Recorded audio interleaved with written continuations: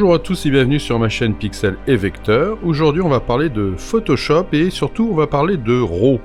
RAW, les fichiers bruts qui sont utilisés dans la plupart des appareils photo. Et je vais vous montrer que la fonction qui consiste à faire des fusions HDR n'est, pour ainsi dire, jamais nécessaire. Alors, je vais vous montrer ça. Je vais venir me positionner sur les 3 RAW, qui sont donc 3 photos des Tuileries que j'ai pris avec un bracketing, c'est-à-dire que il y a une photo qui est normale, une photo qui est plus sombre et une photo qui est plus claire. Vous voyez, ici, j'ai une photo qui est trop claire, ici j'ai une photo qui est trop sombre, et ici j'ai une photo moyenne. Et l'idée, c'est de mélanger les 3 photos pour obtenir quelque chose où j'aurai à la fois le sol qui sera plutôt comme ça, et puis un ciel qui sera plus fort. Vous voyez, alors j'ai fait exprès de prendre voilà, un bracketing assez fort pour justement obtenir ça. Alors, dans la plupart des logiciels, que ce soit donc dans Photoshop, ici, vous voyez que je ne suis pas vraiment dans Photoshop, je suis dans Camera Raw.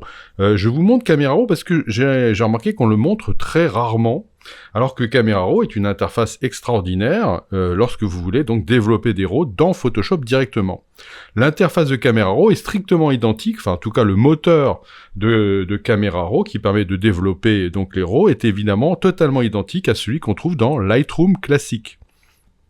Mais c'est simplement une interface qui est légèrement différente.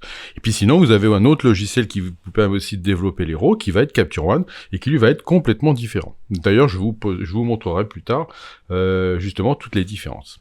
Alors, ici, ce que je vais vous montrer, c'est déjà comment on fait une fusion, ici, dans le Camera Raw, et pourquoi on n'en a absolument pas besoin.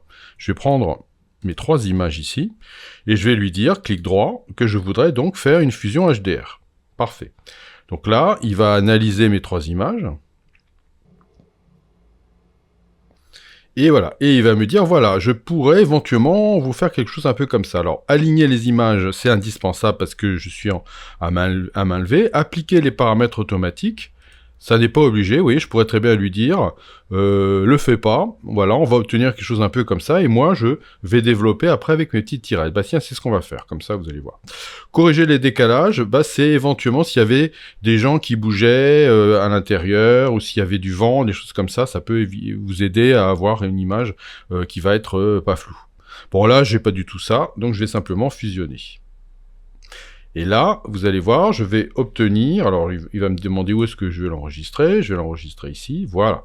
Et je vais obtenir, voilà, le résultat ici, c'est ça, c'est mon HDR avec à la fois, vous voyez, un ciel qui est sombre et un arrière-plan qui va être sombre, mais vous voyez que par rapport aux 3 images, je vais pouvoir après, donc les développer, c'est-à-dire éclaircir, alors je vais plutôt éventuellement prendre les tons foncés, et les éclaircir. Vous voyez que je vais faire revenir mon sol ici. Et puis éventuellement, bah, je pourrais travailler un petit peu sur le contraste. Et je vais certainement finir par obtenir quelque chose qui peut être intéressant. En plus avec les corrections locales. Mais vous voyez que justement, je suis en train de travailler sur les corrections locales, sur la clarté. Je vais faire plein de choses. Alors que je suis censé être en HDR. Et que mon HDR est censé me faire quelque chose de bien. Mais ce que je vais vous montrer, moi, c'est qu'en réalité, vous avez nullement besoin, la plupart du temps, de travailler sur une fusion HDR.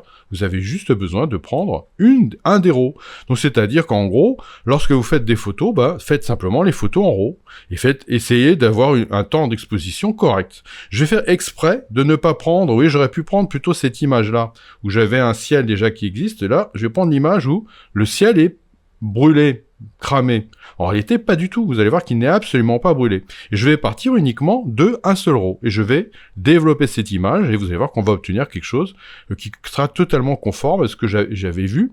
Alors qu'évidemment, la dynamique de l'image ne me permet pas de l'obtenir à la fois un ciel foncé et ici quelque chose de suffisamment clair. Mais là, regardez ce que je vais faire.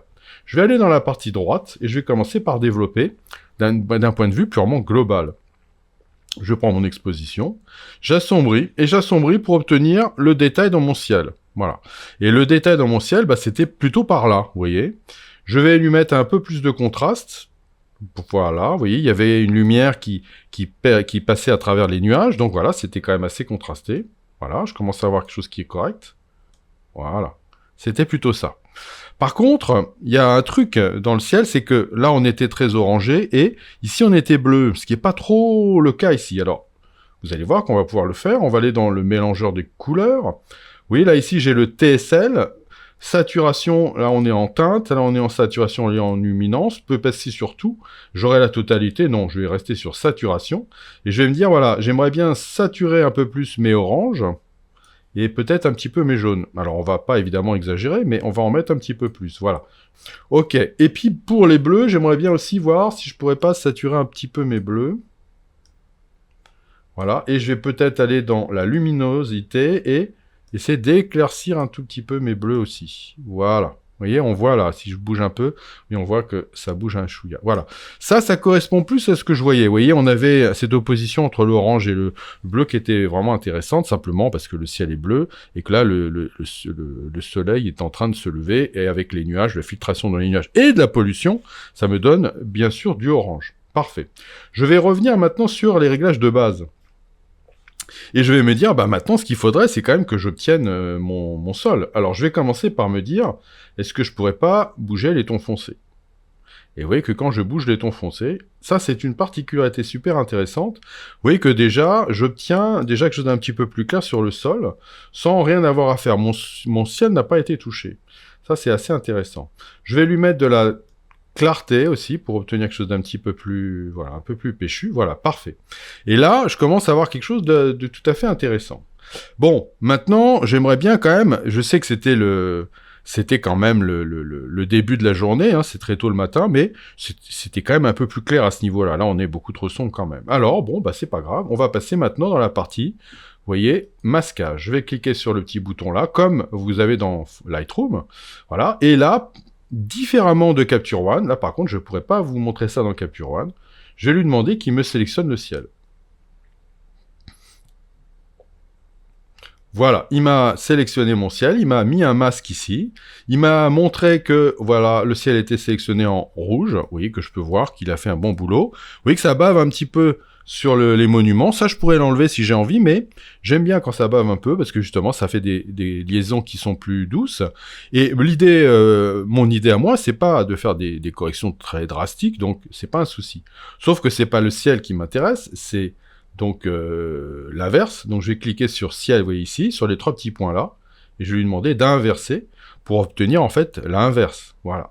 Et là, ce que je vais faire, c'est que je vais aller chercher, donc, dans mon masque, bah, j'aimerais bien aller me chercher, des couleurs plus claires. Alors, ici, je vais aller recliquer sur clair, et dans l'exposition, je vais éclaircir un petit peu, voilà. Et là, je vais obtenir quelque chose qui, voilà, va commencer à plus être par là. Voilà. Vous voyez que si ça me gêne d'avoir ce rouge en permanence, je peux cocher, afficher l'incrustation, comme ça je l'aurai plus. Voilà.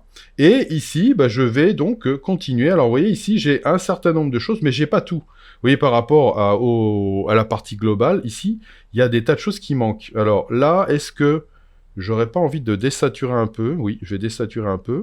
Voilà. Hein, voilà, c'est plus par là. Et puis ici, dans les tons foncés, je vais peut-être encore éclaircir un chouïa. Voilà, c'était plus par là. Voilà, là, je trouve ça correspond plutôt pas mal. Alors, comme j'ai désaturé ici, je trouve que mon ciel et mes couleurs deviennent peut-être un peu trop fortes. Ça n'est pas du tout grave. Je vais pouvoir le changer après quand je reviendrai dans le global. Là, ce que je vais faire simplement, c'est que je vais aller rajouter un deuxième masque. Je vais cliquer là. Je vais me prendre un petit dégradé linéaire ici. Et là, vous voyez que je vais tirer mon dégradé linéaire. Vous voyez, le rouge, c'est la partie qui va qui va impacter l'image. Voilà, je vais mettre quelque chose par là. Et je vais lui mettre un tout petit peu d'exposition supplémentaire. Voilà, un chouïa. Voilà, vous voyez, c'est très léger. Voilà. Et puis après, je vais aller cliquer sur la tirette du haut, là, vous voyez, l'endroit là, pour lui dire, je voudrais revenir sur le global. Voilà. Et là, on a vu que j'ai trouvé que c'était quand même un peu fort, là, ce que j'avais fait. Donc, je vais retourner dans mon mélangeur de couches. Vous voyez que j'ai toutes mes tirettes qui sont ici. Je vais revenir sur la saturation et je vais peut-être enlever un petit peu de saturation. Donc voilà, hein, il ne faut pas exagérer. On va pas faire voilà, c'est plus par là. Par contre, le bleu, non, le bleu, ouais, je vais en enlever un chouïa aussi quand même. Parce que voilà, on va faire un truc un peu plus par là. Voilà. Et là, vous voyez, je vais avoir mon image qui va être conforme à ce que j'ai vu, qui va être complètement, vous voyez, différente de mon image de base. Vous voyez que si je clique ici, vous Voilà mon image au départ, voilà mon image à l'arrivée, et vous voyez que j'ai absolument pas eu besoin de travailler avec la fusion HDR, qui, à mon avis, a pas de sens dans, je dirais pas 100% des cas, parce qu'il suffit que je dise ça pour que quelqu'un me dise que si, lui, il en a eu besoin, mais on va dire dans les 2/3 des cas, voilà, comme ça je prends une marge de sécurité, pour moi c'est 99% des cas, mais on va dire qu'au moins dans les 2/3 des cas, on peut se contenter de n'importe quel RAW bien imposé, pour obtenir absolument tout ce que l'on veut. La dernière chose que j'aurais peut-être envie de faire avant de conclure, c'est de retourner dans les réglages ici, et de rajouter un petit peu de texture aussi. Voilà, je vais mettre un petit peu de texture comme ça. Et voilà. Et maintenant, j'aurais plus qu'à ouvrir mon image dans Photoshop.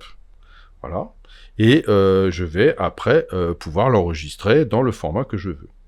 En partant d'un RAW de base, un RAW normal, on peut obtenir, grâce simplement à la qualité des informations qui sont enregistrées dans les RAW modernes, eh bien, on peut absolument trouver la totalité de ce que l'on a vu quand on était en prise de vue.